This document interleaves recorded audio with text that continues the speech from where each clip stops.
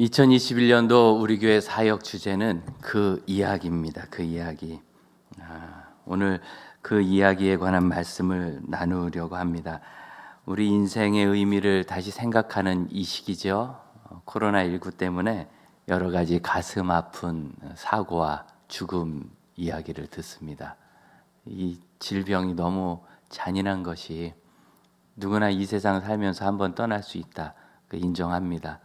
우리 저라고 내일을 장담할 수 있는 사람이 누가 있겠습니까? 우리는 언제라도 주님 앞에 설 생각으로 사는데, 그러나 그 순간이 있다면 우리 사랑하는 성도들이, 교우가, 가족이 마지막 인사를 나누고 기도하고 축복하고 예배하고 하나님께 영광 돌리고 천국의 비전과 꿈을 나누는 그런 것이 참 아름다운 이별일진데, 이 질병은 혼자 조용히 격리실에서 죽어가야 되는, 그래서 평생을 같이 한 부부나 은혜를 입은 자녀들도 부모님께 인사를 못하는, 그 남미에서 어떤 청년이 그 효자였던 모양의 엄마를 너무 사랑했든지 병원 담을 타고 올라간 것이 뉴스가 나왔잖아요.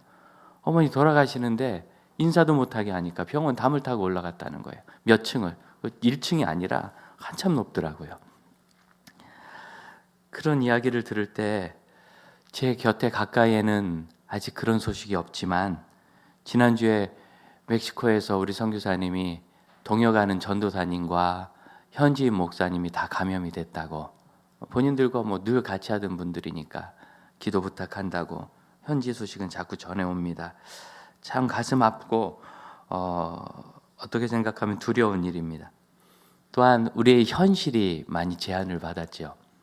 그래서 사소한 것, 어떻게 생각하면은 불신자들이 보기엔 이 예배도 사소한 것일지 몰라요. 주일만 1년에 52번이나 있으니까 한 번 빼먹으면 52인지 51인지 누가 그거 세서 알겠습니까 싶을 만큼. 그러나 어떻게 생각하면 이 시대 그리스도인들도 예배를 혹시 사소하게 보진 않았을까. 저는 섬선교 갔을 때 그 섬아이들이 했던 이야기, 선생님 가지 마십시오. 서울에는 교회도 많은데 우리 섬엔 교회 하나도 없는데 왜 선생님 거기 또 갑니까? 여기서 우리랑 같이 살죠. 그 마지막 예배를 드리고 이제 1년 뒤에 선교팀이 다시 올 때까지 그 아이들을 돌봐줄 사람이 없는데, 마지막 예배를 드리는 아이들이 그렇게 열심히 예배 드리는 거. 지금도 그 서해안의 대산 지역에 그 교회는 지금 있는데, 초등학교 앞에 마침 시골 교회가 있어서 그 당시에는 아이들이 많았어요. 전교생이 90명쯤 됐는데 전교생보다 더 많은 아이들이 교회로 왔어요. 그냥 앞에서 끝나는 아이들이 다 들어온 거죠. 와가지고 성경학교를 그렇게 열심히 했는데, 마지막 예배를 드릴 때 그 조그만 예배당이 미어 터지게 있었던 아이들이 정말 숨소리 하나 들리지 않을 만큼 집중하여 예배드렸던 기억이 납니다.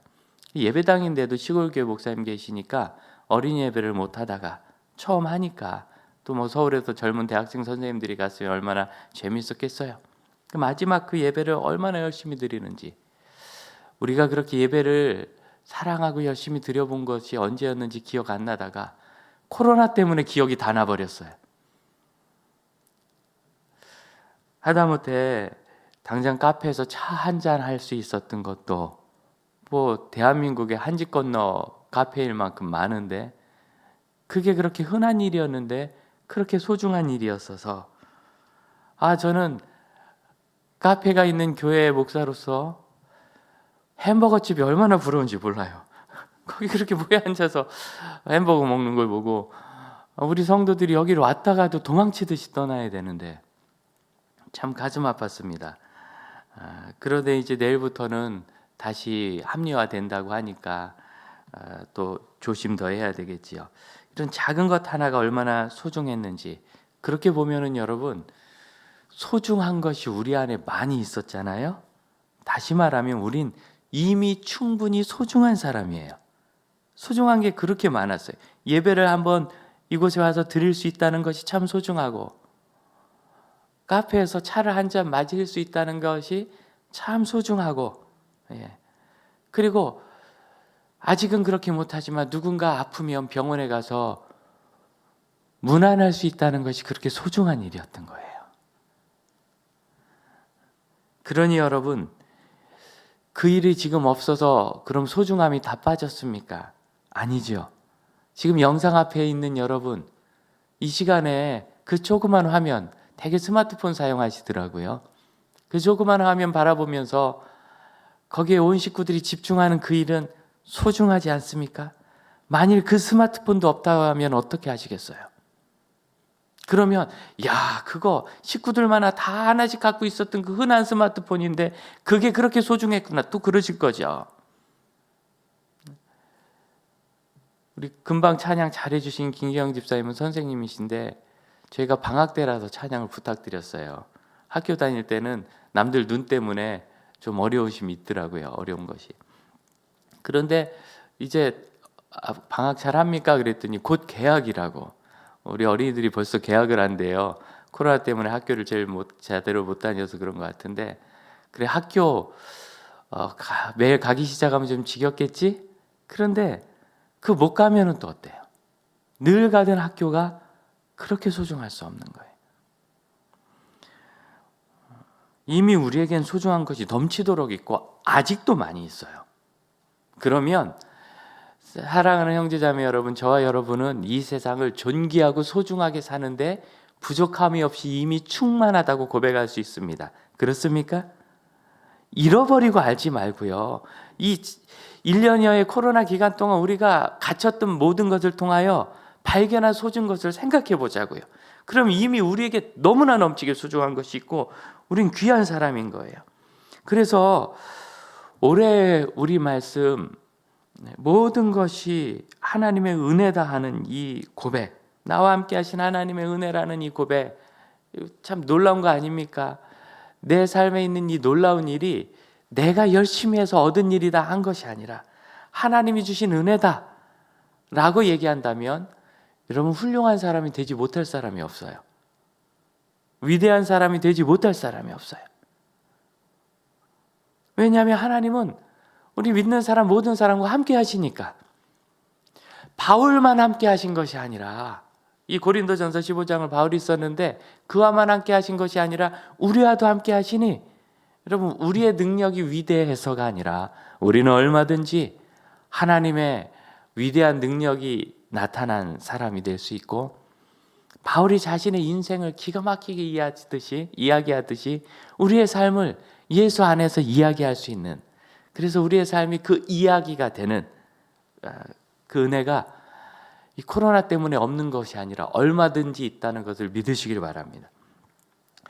우리 삶에서 어떤 가치 있는 것을 발견한다, 소중하고 귀하고 하나님의 역사가 있다는 것을 발견한다는 것은 두 가지인데, 첫째는 하나님께서 귀하게 창조하셔서 나를 사랑하고 있는 그 사실을 아는 거예요. 이미 나는 소중하다는 거. 이미 말씀드렸죠?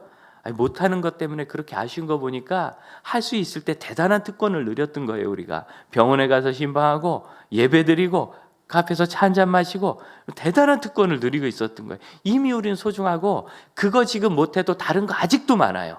아직도 많고, 더 놀라운 거는요, 여러분, 이 예배를 저기 미국에서도 드려요. 장지교회 교인이래요. 미국 지금 갔는데 여러분, 아니 저기 일원동에서 드리나 미국 워싱턴에서 드리나 차이가 뭐 있겠어요? 똑같지. 여러분, 이렇게 새로운 가치가 나오지 않습니까? 하나님은 우리의 삶에 훌륭한 것을 많이 주셨어요. 하나님의 형상을 닮았다는 것이 바로 그겁니다.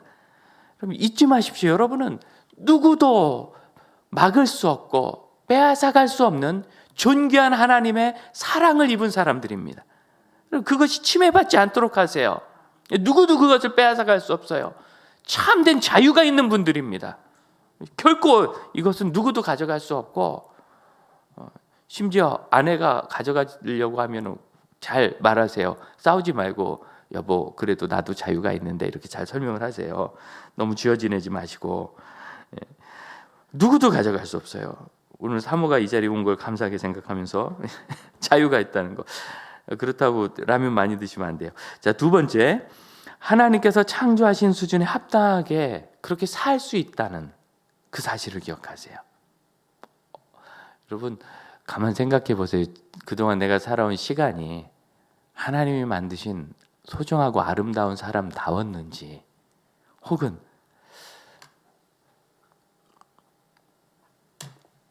나는 직업이 변변치 못해서 그렇게 살긴 어려워, 나는 돈이 없어서 그렇게 살긴 어려워, 난 배운 게 짧아서 그렇게 살긴 어려워, 나는 좋은 결혼을 못해서 그렇게 살긴 어려워, 혹시 그렇게 포기하고 두려워하고 살지 않으셨어요?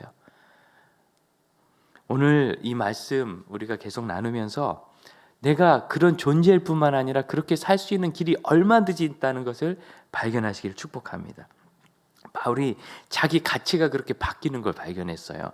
8절을 보시면 만삭되지 못하여 난 자 같은 내게도 보이셨느니라 하면서 자신을 만삭되지 못한 자다, 이렇게 어머니 뱃속에서 다 채우지 못하고 나왔다. 이게 지금이야 인큐베이터가 있으니까 가능하지만 바울 시대에는 어머니 뱃속에 있는 기간 40주입니까? 이걸 못 채우고 나오면 위험한 겁니다. 그래서 아주 비천하다라는 그런 은유적인 표현이죠. 자신을 비천하다고 표현했어요. 그럼 바울이 원래 자기를 비천하다고 생각했는가? 아니요. 아까 우리가 얘기했던 거 있죠. 나는 배운 게 짧아서, 돈이 없어서, 신분이 그렇게 높지 않아서, 그래서 나는 그렇게 존귀한 삶을 살기 어려워요 라고 얘기했다면, 거꾸로 바울은 배운 게 어마어마하게 많고 돈도 상당히 많았고요. 돈 굉장히 많았어요. 그 자비랑 선교 맨날 텐트 만들어서 한 거 아닙니다. 자기 재산이 있었으니까 가능했죠. 또 바울을 가둔 총독들이요, 안 보내줬어요. 왜? 뇌물을 좀 받아볼까, 나올 게 있다고 본 거예요. 재산이 상당히 있었던 사람이고 신분도 높았어요. 날 때부터 로마 시민권을 가진 대단한 사람이었어요. 그래서 빌립보서 3장 보면은 이 세상의 삶에 대해서 얘기하면 육체를 신뢰할 만하다 이렇게 표현했는데, 우리식으로 풀어서 설명하면 이 세상에서 사는 것으로 얘기하면 나보다 더했던 사람이 어디 있느냐? 유대인인 것으로 얘기하면 나보다 더 대단한 사람이 어디 있느냐? 내가 8일 만에 할례 받고 이스라엘 족속이고 베냐민 집하고 히브리인 중에 히브리인이고 율법으로는 바리새인이고 열심은 대단했고, 또 다른 곳에서는 어떻게 했어요? 날 때부터 나는 로마 시민권이었고 내가 가말리엘 선생 밑에서 배워가지고 석학이었고 안 쓴 건 훨씬 더 많아요. 사도 바울이 만삭되지 못한 나같았다라고 얘기한 건 이 세상의 삶이 연약해서가 아니었어요. 그가 그런 대단한 특권과 부와 기회를 가졌는데, 그 기회를 가졌음에도 불구하고 자신의 향한 하나님의 뜻, 구원, 복음, 은혜, 예수 그리스도, 이분을 몰랐었던 거예요. 그런데 8절, 내게도 보이셨느니라, 주님이 나에게 보여주셨어요. 그분을 보고 나니까 그 예전에 그 화려하고 대단했던 것이 다른 성경에서는 배설물로 여겼다. 배설물 아시죠? 하루에 한 번씩 하시는 거, 그거 그렇게 처참하게 그걸 폄하하면서 진짜 별거 아니었다, 너무나 어리석고 부끄러운 것이고 자랑할 게 하나도 없다 이야기하고, 정말 귀한 것을 내가 얻었다. 언제? 예수를 만났을 때. 저는 이 표현이 참 아름답다 생각해요. 내게도 보이셨느니라. 보이셨다는 게 뭐예요? 새로 만들어졌다, 어디서 새로 왔다, 주입됐다, 이런 표현이 아니라, 영접했다, 구원받았다, 거듭났다, 이런 표현이 아니라, 사실은 같은 말이지만 같은 내용이지만 다른 표현을 가졌는데, 보였다라는 것은 둘 다 각자 존재했다는 뜻이에요. 그렇죠? 여러분, 이게 없었다가 나타나면 만든 겁니다, 이 볼펜을. 그런데 여러분 안 보이죠? 보이죠? 있었던 존재가 보이는 거예요. 이것이 보인다는 표현입니다. 그러니 여러분, 그리스도께서 사도 바울에게 나타나셔서 보이셨다라는 얘기는 그리스도도 존재하시고 바울도 있었고 복음도 원래 있었고 바울의 인생도 있었는데, 각각 무관한 사람처럼, 무관한 존재처럼 있다가 그리스도께서 오셔서 보여주심으로 의미 있는 사람이 된 거예요. 다시 말씀드리면, 우리가 지금까지 살아온 인생을 부정해야 되는 것이 아니라 우리의 삶이 계속되고 있는데, 언제? 예수님께서 당신을 보여주신 그때, 다시 말하면 우리가 주님을 만난 그때 우리가 새로운 존재로 바뀌는 겁니다. 이전에 있었던 소중하게 여겼던 것, 그 정말 별거 아닌 거 알게 되고 특별하게 되는 거죠. 그것을 사도 바울은 10절, 새로운 존재가 되는 것을 그의 은혜로 된 것이라고 말합니다. 내가 나 된 것은, 이제 이 된 것을 아시겠죠? 이전부터 존재했지만 예수님을 만남으로 참된 존재가 되는 거예요. 하나님의 은혜로 되었는데 내게 주신 그 은혜가 헛되지 않고 모든 사도보다 더 수고했어요. 여러분, 모든 사도들보다 똑같이 일하는 다른 직원들보다 내가 훨씬 더 일을 많이 했어요. 그럼 요즘 아이들 얘기로 너 바보냐? 왜 너만 그렇게 죽어라고 일하냐? 미쳤냐? 이렇게 험하게 말을 합니다. 그런데 그렇게 말하는 이유는 뭐냐면 그들이 하는 그 직장이 그렇게 절대적인 가치가 아니라고 믿기 때문이죠. 참되고 절대적이고 온전하고 소중한 일이라면 애써서 수고하죠. 우리 GP 이사로 섬기시는 이승선 목사님, 우리 교회 형제교회처럼 지내지 않습니까? 이승선 목사님은 그렇게 축구를 열심히 하십니다. 그래서 제가 물어봤어요. 코로나19인데도 축구해요? 할까요? 안 할까요? 해요. 마스크를 쓰고 한대요. 이야, 이거 마스크를 쓰고 축구를 어떻게. 제가 생각했습니다. 모든 축구하는 군인들보다 훨씬 수고하면서 축구하시는구나. 군대 가면 축구 사역을 많이 하는데. 그런데 그거 가지고 불쌍하다고 누가 그래요? 본인이 행복하고 좋으니까 하는 거잖아요. 사도 바울이 다른 사도보다 더 수고하는 이유가 뭡니까? 너무 행복하고 좋거든요. 이게 진짜 가치 있다는 것을 알았기 때문이에요. 그게 바로 은혜라는 이야기입니다. 그래서 사도 바울이 이 은혜로 변화된 삶을 살게 된 것을 2절, 15장 2절을 보면 너희가 만일 내가 전한 그 말을 굳게 지키고 헛되이 믿지 않으면, 굳게 지킨다, 이건 잘 간직한다는 뜻이에요. 뺏기지 않도록 단단히 붙잡는다. 그리고 헛되이 믿지 않는다.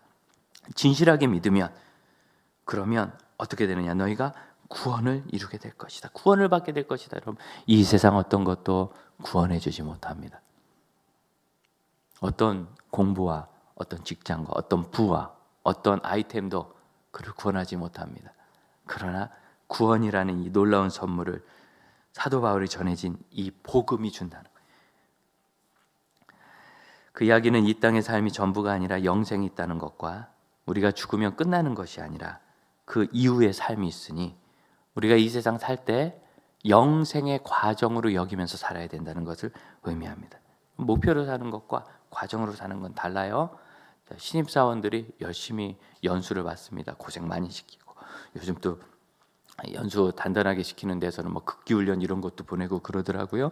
고생해요. 그 연수의 목표가 뭐죠? 연수가 끝나는 건가요? 아니죠. 스피릿을 가진 좋은 직장인이 돼서 그 회사에서 일 잘하라고 시켜주는 거 아니겠어요? 돈도 많이 쓰면서. 군인이 훈련 받습니다. 훈련소 졸업하는 게, 수료하는 게 목표 아니죠.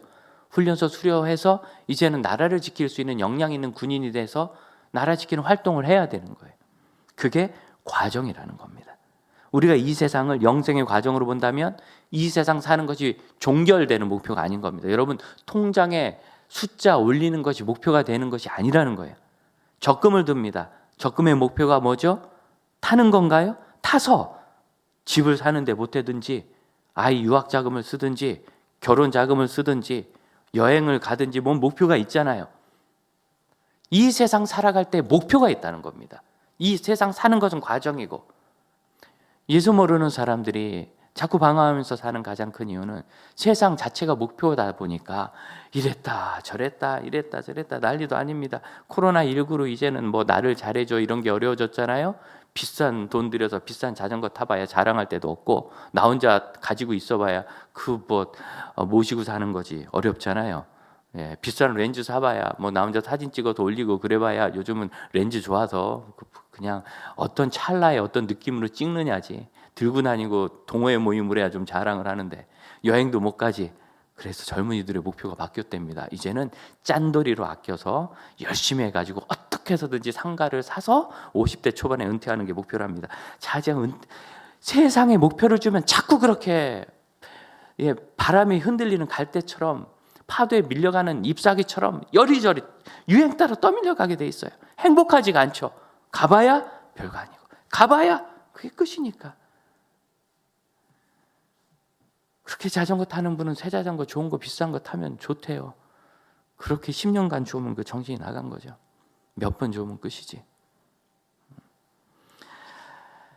여러분, 목표가 아니라 과정으로 산다는 거예요. 과정으로 사는 사람은 굳게 지킵니다. 이 무슨 소리냐? 내가 들은 이 복음을 놓치지 않도록. 이 복음의 내용이 뭐죠? 3절 이하에 있습니다. 3절 4절 성경대로, 구약 성경이 예언한 대로 그리스도께서 우리 죄의 값을 대신 치르시기 위해서 십자가에서 죽으시고 장사 지내셨다가 성경에 예언된 대로 사흘 만에 다시 살아나셔서 죽음 이유가 있다는 것을 증거하신 거예요. 우리가 죽음 이후에 영생을 가질 길을 열어주신 거예요. 이걸 내가 계속 어떻게 붙잡아야 돼요. 나는 영생의 사람이다. 나는 영생의 사람이다. 나는 죽음으로 끝나는 존재가 아니다.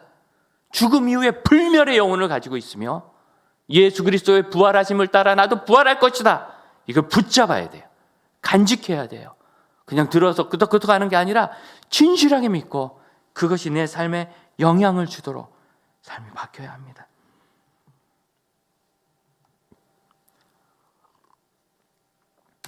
그런 주님을 바라보는 것을 말합니다. 그렇게 하면 그때부터 하나님의 역사가 살아나요. 그럼 이거는 그렇게 마음만 먹으면 되는 겁니다. 여러분 이게 중요한 거예요. 마음 먹으면 된다. 사도 바울이 얘기하잖아요. 이렇게 성경대로 부활하신 예수 그리스도께서 나에게 나타나셨을 때 그 주님을 내가 믿고 진실하게 믿고 그 믿음을 복음을 붙잡았더니 어떻게 돼? 10절 하나님의 은혜로 내가 나되었어요. 내 삶이 바뀌고 세상적으로 대단한 줄 알았지만 별거 아니었던 사람이 이제는 너무나 가치 있고 존귀한 삶으로 바뀌어서 내가 애써서 왜 참된 목표를 봤으니까 열심히 수고하는데 전혀 불행하지가 않고 매를 맞아도 행복하고 갇혀도 행복하고 우울하지가 않은 거예요. 그리고 11절 이같이 전파해서 여러분에게도 전해주었는데 여러분이 그걸 믿었습니다. 여러분도 믿었습니다.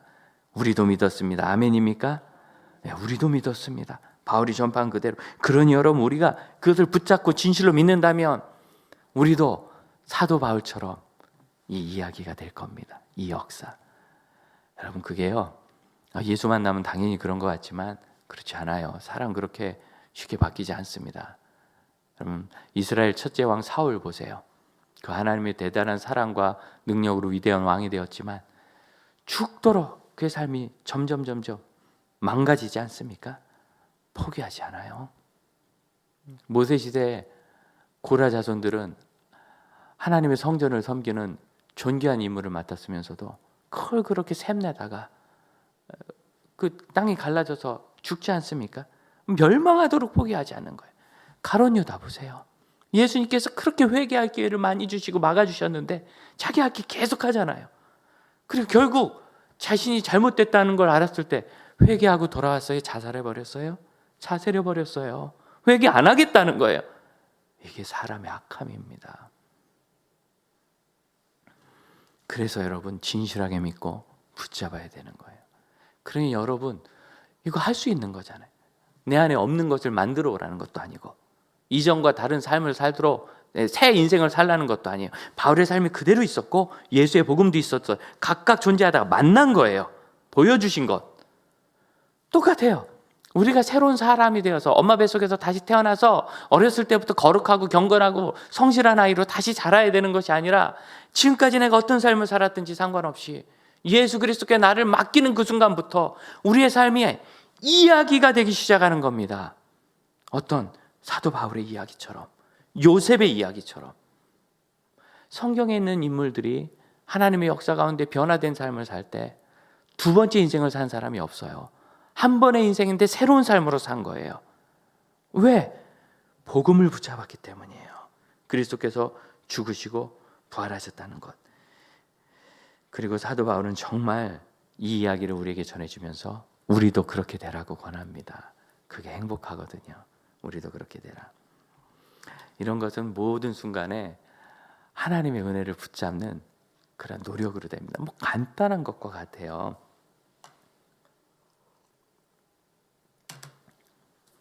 같이 교회를 좀 섬겼던 목사님 한 분이 약간 터프하신데 청소년 사역자로 잘 알려져 있어요. 이분이 어느 가정이 신방 갔던 이야기를 합니다. 미국에서 자라셨는데 한인 자매 하나가 예수를 만나게 돼가지고 너무 뜨거운데 부모님이 불신이니까 전도를 하고 싶어서 목사님 우리 집에 와서 꼭 예수님 좀 전해달라고 그렇게 부탁을 해서 부모님 모셔놓고 목사님을 모셔서 신방을 받았대요. 근데 이 아버지가 너무 마음이 완고해가지고 전혀 받아들이지 않고 뭐 우리 집에 왜 왔느냐고 막 소리를 지르고 홀대를 하고 방으로 쏙 들어가 버렸어요. 그 이제 이 딸이 너무나 미안해하면서 뭐 얘기하다가 내가 다음에 올 테니까 그냥 가자. 그래서 그렇게 인사하고 나왔는데 그 집 요만한 조그만 강아지가 그렇게 활활거리면서 쫓아오고 끝까지 나오더니 주차장에서 사고 나가지고 크게 다쳤어요. 그리고 죽었어요. 그 배웅하는 데를 따라왔다가 이 얼마나 큰 비극입니까? 그 소식을 듣고 미국 사람들 또 반려견들 그 당시에 우리나라는 별거였지만 얼마나 대단하게 여겼습니까? 그 막 나와가지고 난리가 났어요. 여러분 이때 두 가지 반응이 가능한 겁니다. 해필이면 목사 왜 와가지고 개 쫓아나가서 죽었다 이럴 수도 있는데 이 딸아이의 말이 기가 막힌 거예요. 아빠가 목사님 이렇게 홀대하니까 하나님 벌 내리셨잖아요. 야 이거 약간 조금 그래요. 제가 목사인데 그건 아닌 것 같아요. 그런데 여러분 이 딸의 이 굳은 신념에 찬 믿음의 말이 작용을 했어요. 속된 말로 먹혔어요. 이 아버지의 마음이 갑자기 그때 확 무너진 거예요. 그래서 이 강아지를 장례를 치르는데 또 홀대해놓고 목사님을 청해서 목사님이 개 장례를 전도의 차원에서 또 갔죠. 가서 그냥 뭐 개 장례 치른 건 아니고 마음이 아프니까 기도해 주셨어요. 그리고 나서 그 다음에 교회를 또 왔어요. 어디 또 교회를 그렇게 와서 울더래. 울고 오늘 찬양에 너무 은혜 받았다. 뭐에 은혜 받았나? 그날 이제 여성 중창단이 새로 조성이 돼서 찬양을 딱 했는데 이제 이름을 지어달라고 그래서 헬라어로 미랄 하나리 코코스거든요. 코코스라고 졌더니 막 그 이름에 은혜 받아서 죽은 개 이름이 코코야. 그래가지고 우리 코코를 기억해서 이렇게 이름을 했다고 그러는데 목사님은 아니라고 못했어요. 차마 거기다가 그러면서 내가 아무런 개 이름으로 찬양단 이름을 이렇게 그런데 참 묘하죠? 한 사람의 삶이 주님이 나타나심을 본다는 것이 그런 겁니다. 여러분 그 반려견이 죽은 거 너무 가슴 아픈 일인데요. 그 가슴 아픈 일이 가슴 아프고 끝나면 그냥 가슴 아픈 일이고 분노할 일이고요. 평생 내가 목사 얼굴도 안 본다로 끝날 뻔했어요. 그런데 그 가슴 아픈 일에서 하나님을 한번 생각한 거예요. 이 딸아이가 복음을 생각한 거고 그 일조차 아버지가 예수 만날 기회가 되기를 원한 거죠. 그럼 그것이 역할을 한 겁니다. 여러분 아직 감이 안 오시는 것 같아요. 복음을 붙잡는다는 거, 복음을 붙잡는다는 거.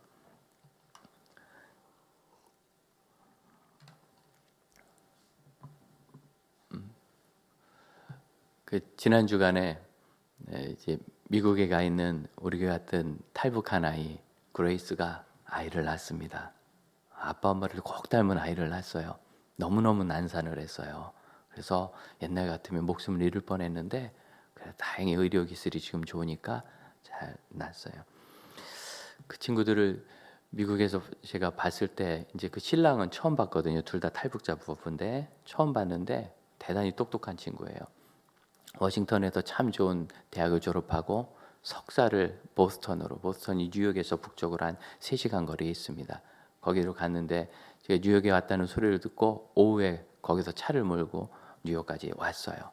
결혼을 해가지고 정착해서 지금은 국무부 공무원입니다. 채용이 돼서 참 대단한 결과가 있었고 그 친구들을 보면 야 이건 정말 스토리다 싶었는데 그때 뉴욕에 왔을 때 밤에 만났죠. 저녁 사먹이고 학생이니까 목사님 이제 뭘 해드릴까요? 그래서 나 내일 가야 되는데 맨하탄 야경이 멋있다는데 한번 보고 싶다 그랬더니 자기 차에 저희를 태우고 그 밤에 맨하탄 그 하이웨이를 막 고가도로가 또 있거든요. 그 쫙 달리는데 얘가 탈북자 맞나? 미국에 와서 완전히 저만 이방인 같고요. 또 그때 제 마음에 이 말씀이 생각났어요. 하나님의 은혜가 이렇게 역사하는데 스토리구나. 멸망의 땅에 태어나 예수 모르고 그대로 망가지고 죽을 수밖에 없는 두 아이가 제3국에서 각자 예수님을 만나고 그리고 결혼을 해서 이렇게 인생의 하나님을 증거하는 스토리가 된다.